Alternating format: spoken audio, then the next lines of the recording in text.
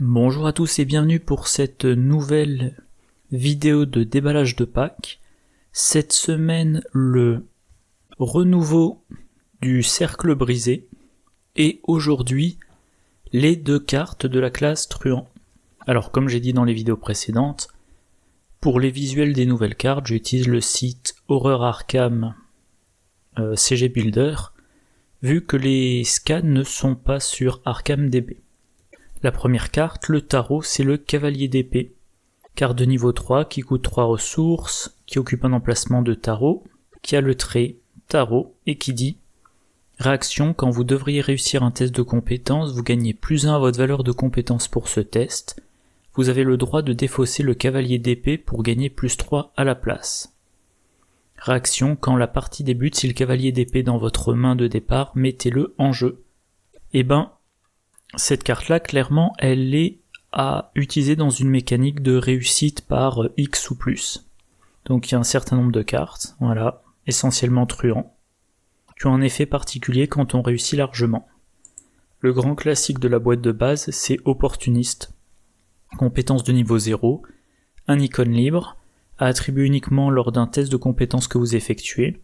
En cas de réussite avec une différence de 3 ou plus, renvoyez opportuniste dans votre main après ce test au lieu de le défausser. Opportuniste, idéalement, ça se joue par paire. La paire vous donne un +2, et il vous faut réussir de 3 pour le renvoyer dans votre main. Donc il aurait fallu réussir de 1 sans attribuer les deux opportunistes pour pouvoir récupérer les deux opportunistes. Avec en plus le chevalier d'épée, maintenant il suffit de réussir tout pile. Voilà. La version de niveau 2, il faut réussir de 2 ou plus pour renvoyer la carte ou plus probablement la paire de cartes dans la main. Donc grâce au cavalier d'épée, si vous n'en avez qu'un attribué, vous avez le +1 d'opportuniste, vous avez le +1 du cavalier d'épée en cas de réussite. Donc même si normalement vous auriez raté de 1 sans opportuniste, vous récupérez, déjà vous réussissez et vous récupérez votre opportuniste. Maintenant, réussite de 3 ou plus, il y a le journal des rêves non traduit, le Deringer 41, mais surtout, il y a 2 cartes, le coup bas de niveau 2, un événement qui coûte 2, trait ruse, combattre, ajoutez votre agilité à votre valeur de compétence pour cette attaque. En cas de réussite avec une différence de 1 ou plus, échappez automatiquement à l'ennemi attaqué. En cas de réussite avec une différence de 3 ou plus, renvoyez coup bas dans votre main à la fin de votre tour. Donc, si vous jouez coup bas, que vous réussissez tout pile, vous avez simplement réussi un combat, donc vous infligez un dégât. Si vous avez réussi de 1, c'est une évasion automatique en plus du dégât, et en cas de réussite de 3 ou plus, vous le renvoyez dans votre main. Donc si vous utilisez cette carte-là comme solution d'évasion, vous voulez pas la perdre, surtout si vous êtes à un stade de la partie où il y a un ennemi auquel il faudra échapper régulièrement. Donc vous allez sacrifier votre cavalier d'épée pour renvoyer le coup bas dans votre main à la fin de votre tour. Même logique pour se faufiler. De niveau 2, échappez à, ajoutez votre intelligence à votre valeur de compétence pour cette tentative d'évasion.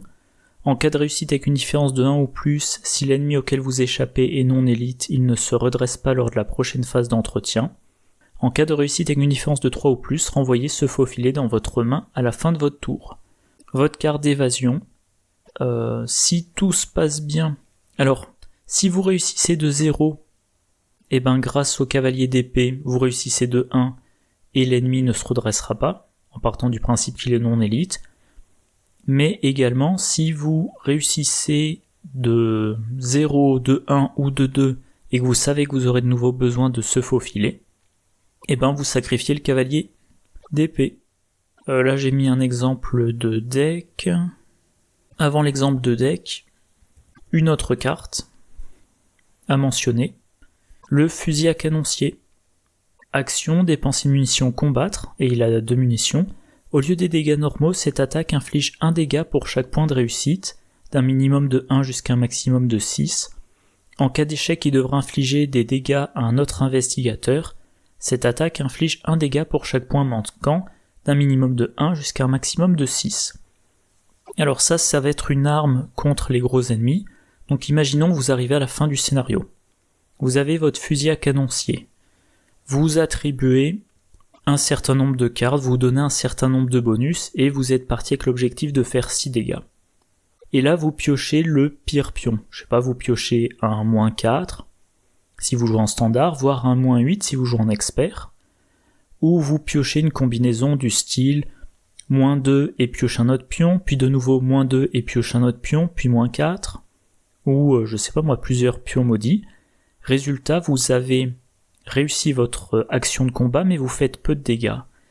Et ben, vous sacrifiez le cavalier d'épée, comme vous augmentez de 3 le montant de votre réussite.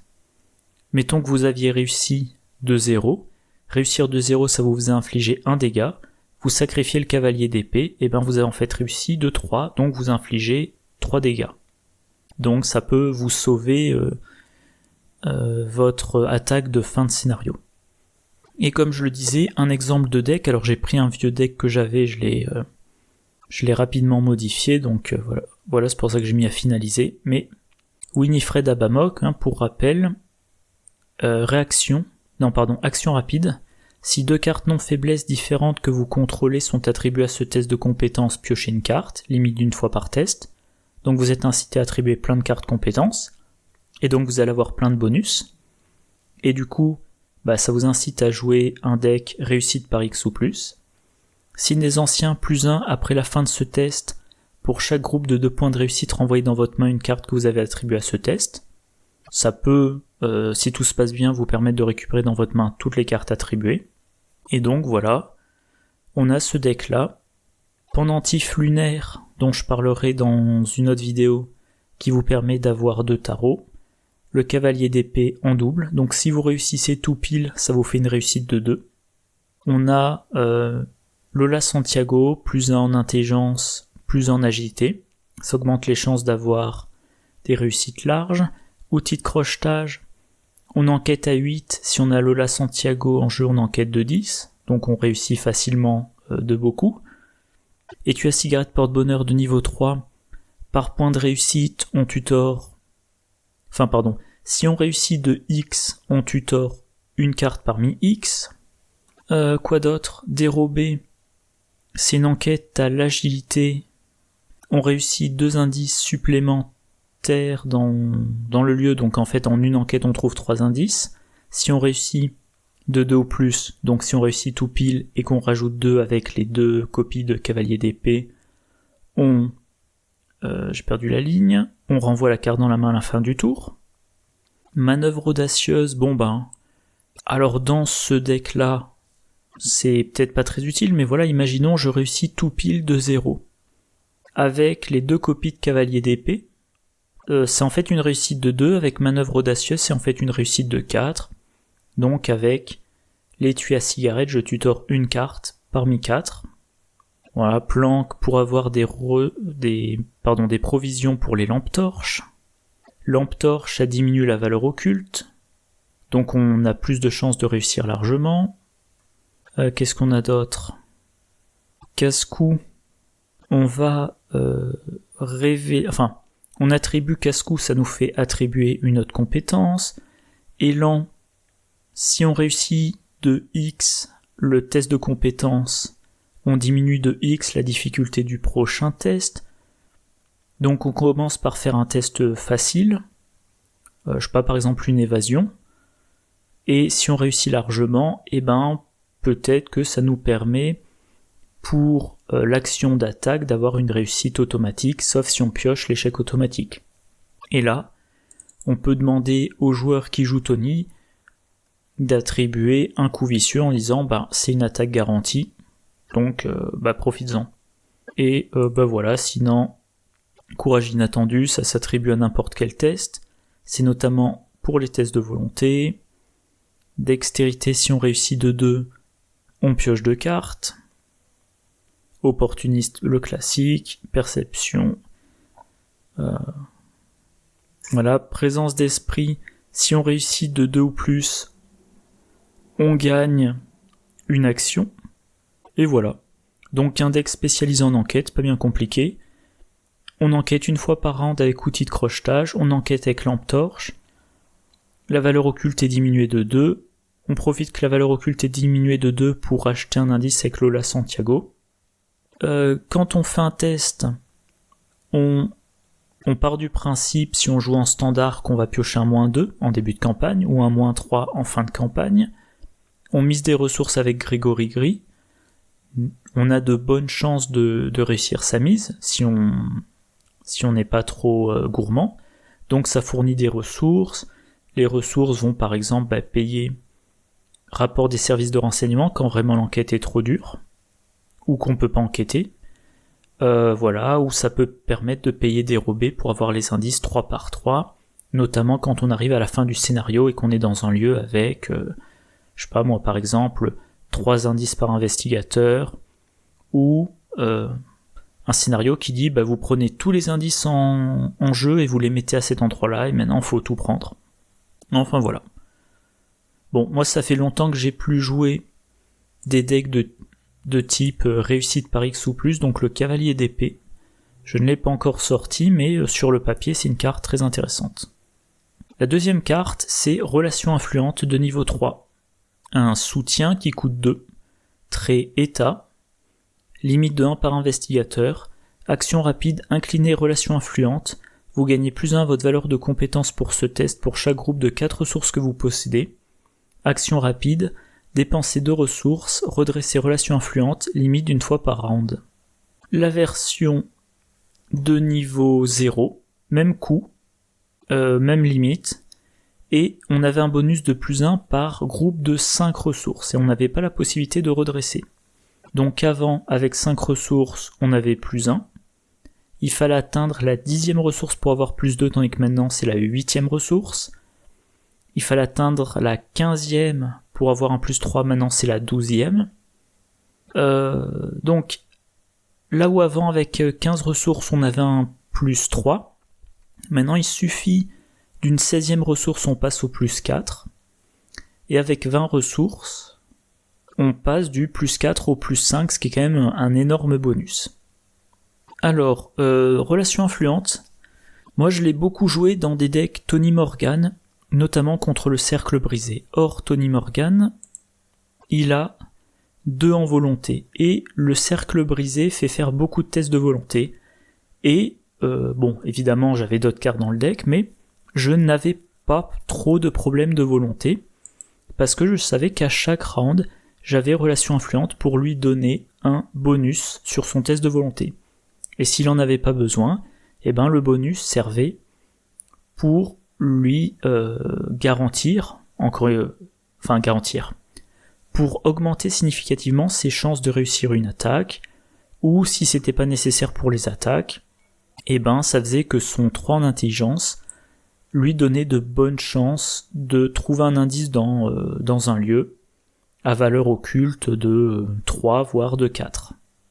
Maintenant, avec la version de niveau 3, pour 2 ressources, ce qui est pas trop, ce qui est même peu dans un deck friqué, je redresse relation influente.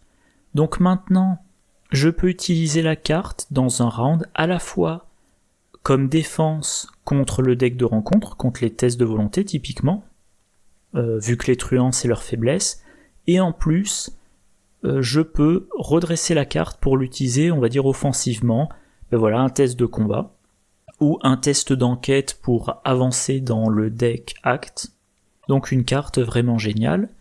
Alors à noter, 2 ressources par round, c'est tout pile ce que gagne Jenny Barnes dans un round. Elle gagne une 2e ressource lors de la phase d'entretien. C'est-à-dire que Jenny Barnes, ses ressources de phase d'entretien lui paient la 2e utilisation de relation influente. Et donc si elle accepte de ne pas amasser de ressources, elle va avoir 2 bonus par round. Et encore une fois, si on joue relation influente, c'est pour un deck friqué, donc on a des cartes qui fournissent des ressources. Donc concrètement, une fois de temps en temps, elle jouera soit une planque pour 3 ressources, soit un pacte faustien pour 5 ressources, ou relation influente, série gagnante de niveau 4 pour un bénéfice de 7 ressources. Donc ces ressources d'entretien, ça sert à payer le redressement de relations influentes, et les cartes, les effets de cartes qui donnent des ressources permettront d'augmenter son pactole pour que le bonus de relations influentes augmente au fil du scénario. Moi je l'ai dit plus d'une fois, Jenny Barnes, je ne l'aime pas, parce que 3 de partout, ça veut dire que certes elle n'est faible nulle part, mais également qu'elle n'est bonne nulle part. 3, ça veut dire qu'elle sera pas géniale en combat, mais elle est pas géniale en évasion, elle n'est pas géniale en enquête, et elle est pas géniale pour résister au deck de rencontre. Et là, relation influente de niveau 3 qui me garantit 2 bons bonus par round. Il suffit que dans le round j'ai une action qui n'implique pas de test, et une action où j'ai de bons bonus autres, du style une enquête avec outil de crochetage, et ça couvre toutes mes actions. Sauf si je me mets à mettre plein de cartes de gain d'action, mais au passage, j'en profite pour le remarquer, moi quand je fais un deck riche, généralement je ne mets pas Léo DeLuca, parce que Léo DeLuca il coûte 6, donc il vide complètement votre réserve de ressources, et ça va à l'encontre de relations influentes qui vous demandent assez rapidement d'amasser un petit pactole pour avoir votre bonus. Alors je le disais, j'ai beaucoup joué dans Tony Morgan. Tony Morgan, voilà, les primes sur tête mise à prix, ça fait des ressources plus tard. Je vais retrouver la carte rapidement. Tête mise à prix, voilà, il y a 6 primes.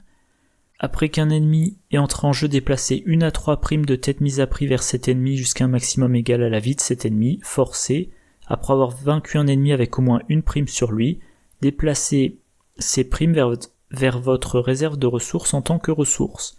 Donc tête mise à prix, normalement ça vous donne 6 ressources. Le signe des anciens de Tony Morgan vous donne une prime, donc plus tard une ressource. Les colts de Tony, qui à eux deux ont 6 munitions, vous donnent des primes si vous avez vaincu un ennemi qui avait une prime sur lui, donc potentiellement 6 primes, donc 6 ressources, plus dans votre deck vous mettez des effets de rechargement des colts, vous mettez des effets de gain de ressources, etc. etc. Et Tony Morgan est facilement à 20 ressources, même en jouant de temps en temps une explosion dynamite ou en donnant des ressources pour infliger des dégâts avec des Lila O'Rourke. Si on regarde chez les truands, toutes les cartes qui ont le mot ressources dans leur texte, il y en a un bon paquet. Un classique de la boîte, le cercle brisé, c'est astuce. Une compétence qui a un icône d'intelligence, un icône d'agilité. Tant que vous avez au moins 5 ressources, il y a un deuxième exemplaire de chaque icône en plus. Et tant que vous avez au moins 10 ressources, 2 icônes additionnelles. Donc à partir du moment où vous avez 10 ressources dans votre réserve, ce qui est simple dans un deck friqué, vous avez une carte de compétence qui vous donne un +3 en intelligence ou un +3 en agilité. L'argent est roi, un événement, qui coûte 0, rapide à jouer quand vous initiez un test de compétence. Au lieu d'utiliser le type de compétence indiqué pour ce test, volonté, intelligence, force ou agilité, effectuez un test de ressources. Votre valeur de compétence de base pour ce test est égale à la moitié du nombre de ressources dans votre réserve de ressources, arrondi à l'inférieur. Alors, quand vous faites un test de ressources, vos bonus dans les compétences, les bonus, je sais pas, par exemple d'Elira O'Rourke ou de Lola Santiago ne comptent plus, parce que vous ne testez plus la compétence. Par contre, relation influente, c'est un +1 à la valeur de compétence. Il n'y a pas marqué quelle valeur. J'étais distrait en lisant la FAQ. Donc je disais, vous avez un test, mettons par exemple un test de volonté d'une difficulté de 5. Vous jouez l'argent et roi, maintenant c'est un test de ressources d'une difficulté de 5. Et votre valeur de compétence, c'est votre nombre de ressources divisé par 2 et arrondi à l'inférieur. Mettons que vous êtes à 15, vous avez une valeur de 7, vous êtes à 7 contre 5, vous inclinez relation influente de niveau 3, vous dites j'ai 15 ressources, donc ça me donne un plus 3, donc vous êtes à 10 contre 5. Voilà. Une carte du pack Winifred Abamok, qui est aussi très bien dans ce style de deck truand friqué, c'est le Mauser C96. Là on a la version de niveau 0. Ça coûte 4, ça occupe un emplacement de main, trait, objet, arme, arme à feu illicite. Ça a 5 munitions. Action, incliner le Mauser C96 et dépenser une munition combattre. Vous gagnez plus 1 en force et infligez plus 1 dégât pour cette attaque.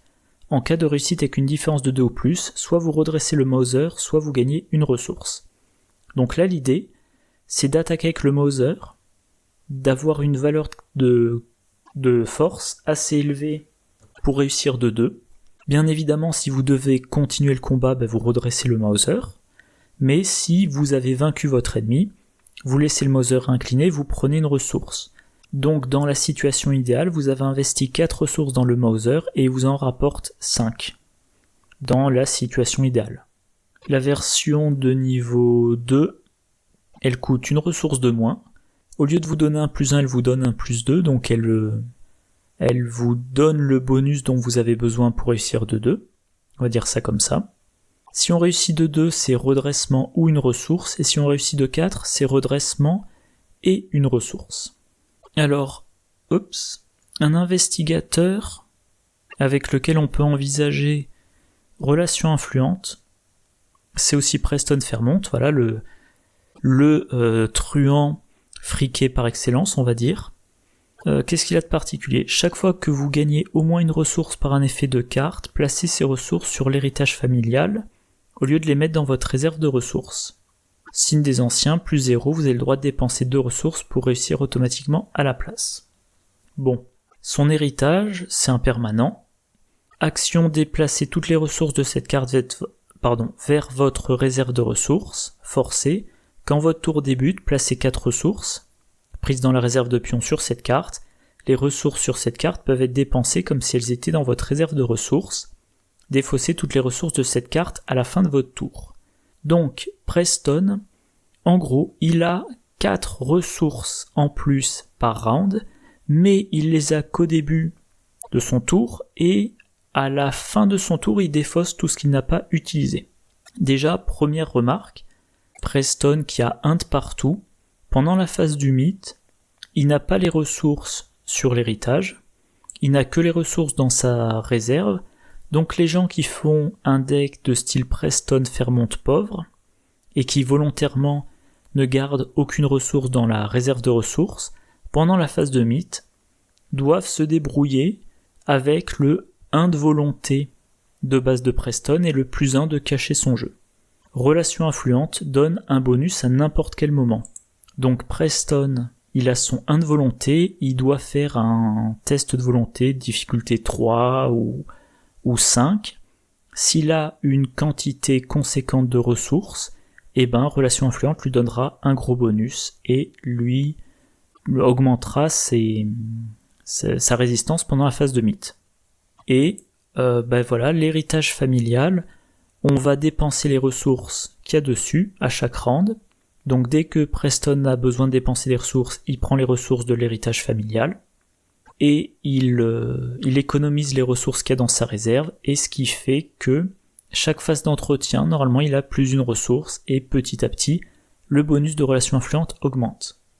Si on regarde toutes les cartes qui filent des ressources auxquelles il a le droit, il y a notamment Partir Perdant, carte survivant de niveau 0, mais qui vaut 3 XP sur la dernière liste des tabous, enfin plutôt depuis qu'elle est sur la liste des tabous. Réaction, quand vous initiez un test de compétence, inclinez Partir Perdant, augmentez de 2 la difficulté de ce test, gagnez 2 ressources ou piochez une carte. Si vous savez que vous allez rater un test, ou si rater le test ne vous gêne pas, vous augmentez la difficulté, ça vous donne 2 ressources qui vont sur l'héritage vu que c'est un effet de carte. Et sur votre héritage vous avez 2 ressources de plus à dépenser. Il y a Garder Courage, qui va très bien avec Partir Perdant. Une compétence, vous l'attribuez à un test de compétence. Si le test est raté, vous piochez 2 cartes et vous gagnez 2 ressources, je le dis une dernière fois, qui vont sur l'héritage. Cible facile, un événement qui coûte 0 de niveau 1, myriade, gagner 2 ressources et piocher une carte. Réaction, après avoir joué cible facile, jouez gratuitement un autre exemplaire de cible facile de votre main. Si vous en jouez 1, 2 ressources et une carte, et dans la situation idéale, pour une action, vous jouez les 3, vous avez 6 ressources et 3 cartes. On a série gagnante de niveau 4, ça coûte 3, ça donne 10 ressources. Et voilà, donc bon, je vais pas toutes les mentionner, mais chaque fois qu'une carte donne des ressources, les ressources vont sur l'héritage familial. C'est marqué, voilà, ici. Et donc l'héritage familial va se retrouver d'un coup avec un gros stock de ressources, et il faudra bien évidemment dépenser une action pour déplacer toutes les ressources vers votre réserve pour ne pas les perdre. Donc imaginons que c'est le premier tour. Vous utilisez 2 ressources de l'héritage, vous jouez relation influente de niveau 3. Puis ensuite, vous jouez série gagnante de niveau 4. Ça vous coûte 3 ressources. Bon, peu importe où vous les prenez, mettons que vous en prenez 2 de l'héritage et une de votre réserve, vous gagnez 10 ressources. Les 10 ressources vont sur l'héritage. Donc à ce stade-là, dans votre réserve de ressources, vous avez 2 ressources. Sur l'héritage, vous en avez 10. Vous dépensez une action, vous déplacez les 10 de l'héritage vers votre réserve de ressources. Et vous avez maintenant 12 ressources dans votre réserve. Vous avez dépensé vos 3 actions. Phase d'entretien, 13e ressource dans votre réserve. Phase de mythe suivante. Grâce à relation influente, vous pouvez vous donner un +3 et donc faire un test avec une volonté de 4. Début de votre tour, vous avez donc 4 ressources sur l'héritage. Et ces 4 ressources, par exemple, vont vous permettre d'acheter, vont vous permettre de mettre en jeu, je sais pas moi, 2 lampes torches, ou de mettre en jeu une lampe torche et de payer une copie de rapport des services de renseignement. Et donc, maintenant, dès que vous avez des ressources à dépenser, vous les prenez sur l'héritage. Et si vous avez un effet de carte qui va vous fournir des ressources, vous prévoyez avec l'action suivante de tout rebasculer de l'héritage vers votre réserve. Et il me semble que j'ai mis un exemple. Alors ça, c'est un exemple de deck Tony Morgan. Voilà, Tony Morgan dans un duo. Donc, combattant friqué. Un style de deck que j'ai beaucoup joué. Le combat, c'est Colt, pour achever les ennemis qui ont une prime sur eux. Alors c'est un deck à 44 XP pour le renouveau du cercle brisé. Donc les 2 Colt pour achever les ennemis, les 2 Mauser pour entamer les ennemis. Tony a 5 de force de base, avec le Mauser il fait des attaques avec une force de 7, et il lui suffit de réussir de 2 pour gagner une ressource. Accessoire, la corde à piano pour infliger un dégât en action rapide. Ok. Crâne décoré, chaque fois qu'un investigateur, idéalement non, qu'un soutien allié pourquoi pas, mais surtout qu'un ennemi dans le lieu est vaincu, on met une ressource sur le crâne décoré. Et ensuite, en une action, on va dépenser jusqu'à 3 charges pour avoir autant de pioches et autant de ressources que le nombre de charges dépensées. Donc idéalement, un moment où Tony n'a personne à combattre et où il n'a pas enquêté, il dépense une action et voilà, il a 3 ressources de plus, ce qui fait quasiment un +1 additionnel avec relation influente, ce qui fera un +1 additionnel grâce à la ressource de l'entretien, et 3 cartes, pour atteindre les bonnes cartes de son deck. Étui à cigarette porte-bonheur, j'en ai parlé plus tôt, en se donnant de gros bonus, normalement il réussit beaucoup, donc il va tutorer les cartes importantes. Sac à dos pour avoir tous ses objets rapidement. Veste en cuir, un petit peu d'encaissement. Delilah O'Rourke, comme il a plein de ressources, une fois de temps en temps, il va dépenser des ressources pour infliger des dégâts sans avoir à dépenser d'action. Lonnie Rittner, le bonus en force pour augmenter les chances de réussir de 2 avec le Mauser, voire de 4. Comme ça, le Mauser, on le redresse et on gagne la ressource. Si on a plein de ressources, une fois de temps en temps, on en mise 3. Probablement, ça diminue de 1 le bonus de relation influente, mais ça donne un plus 2. Donc globalement, on y est gagnant sur le bonus. Et si on réussit son pari, on récupère ces 3 ressources, sinon non. Si on les perd, tant pis, on en a plein. Donc bien connecté. Relation influente. Je m'embrouille toujours sur la traduction. Comme il a plein de ressources, 2 copies d'explosion de dynamite quand on arrive en fin de scénario. Disons par exemple qu'un ennemi coriace est généré dans un lieu autre que le vôtre. Je reformule. Si un ennemi est généré ailleurs que dans votre lieu, vous vous débrouillez pour commencer votre lieu dans un lieu qui est connexe au sien. Première action, explosion de dynamite, il se prend 3 dégâts. Deuxième action, il se reprend 3 dégâts.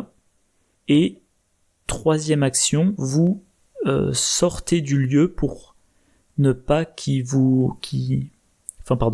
Troisième action, vous voyez ce que vous faites. Potentiellement, vous sortez du lieu pour ne pas vous prendre son attaque lors de la phase des missiles et chasseurs. Ou éventuellement, si vous êtes capable d'encaisser, troisième action, vous allez dans son lieu. Vous pouvez dépenser des ressources pour infliger des dégâts avec des lilas O'Rourke. S'il lui reste plus qu'un point de vie, vous pouvez l'achever avec la corde à piano. Ou alors vous comptez tout simplement sur le fait que maintenant que vous êtes dans son lieu, au tour prochain, vous n'aurez pas besoin de dépenser une action pour entrer dans le lieu pour le combattre. Voilà. Habileté au tir pour être plus habile au tir. Munitions supplémentaires, vous dépensez 2, vous mettez 3 munitions, soit sur le Colt si vous avez encore des primes, soit sur le Mauser. Donc voilà, je disais, vous dépensez 2, vous mettez 3 munitions. Si tout se passe bien, les 3 munitions vous rapporteront 3 ressources. Planque, ça fournit des ressources. Planque de niveau 2, pareil, mais en plus on pioche. Riastrad, voilà. Série gagnante, un bénéfice de 5. Toujours sur ses gardes parce qu'on a plein de soutien. Audace, 1 plus 3 pour un combat difficile. Coup vicieux, 1 plus 1 pour le combat et 1 dégât supplémentaire. Donc j'ai joué plein de fois des decks de ce style-là. Et c'est très plaisant, et c'est aussi très efficace. Et encore une fois, si pendant la phase de mythe, Tony a un test de volonté difficile, il utilise relation influente, sinon il l'utilise pas. Pendant son tour, s'il a une attaque très difficile, il peut utiliser relation influente. Si il n'a toujours pas eu besoin de relation influente pour ça, mettons qu'il a 20 ressources, c'est un classique, il se donne quand même un plus 5. Plus 5 pour une enquête, ça le fait passer de 3 à 8. Ce qui est vraiment génial. En enquêtant avec 8 en intelligence, il devrait réussir de 2 ou 3. Et tu as cigarette, il tutor. Il tutor. Avec le sac à dos, s'il n'a pas attrapé des objets, il aura attrapé potentiellement planque. Avec toutes ses primes, il a plein de ressources. Avec série gagnante, il a plein de ressources. Donc c'est vraiment un deck du tonnerre en fin de partie pour achever l'ennemi. On n'hésite pas. On dépense les ressources par 5. Si c'était possible, je pense même que je mettrais une 3e copie d'explosion de dynamite, parce que en fin de scénario, vous avez plus besoin d'économiser. Et même si votre bonus de relation influente diminue un peu, c'est largement compensé par tous les dégâts sans test. Voilà, c'est tout ce que j'avais à dire sur ces 2 cartes. Mine de rien, ça m'a encore pris largement plus d'une demi-heure. Comme d'habitude, n'hésitez pas à faire des remarques, à dire dans quel deck vous jouez ces cartes, si vous avez aimé, si vous avez trouvé ça plus efficace qu'attendu, moins efficace qu'espéré. Moi, je vous retrouverai demain pour les cartes mystiques, et en attendant, je vous souhaite une bonne journée, une bonne soirée et de bonnes parties. Au revoir.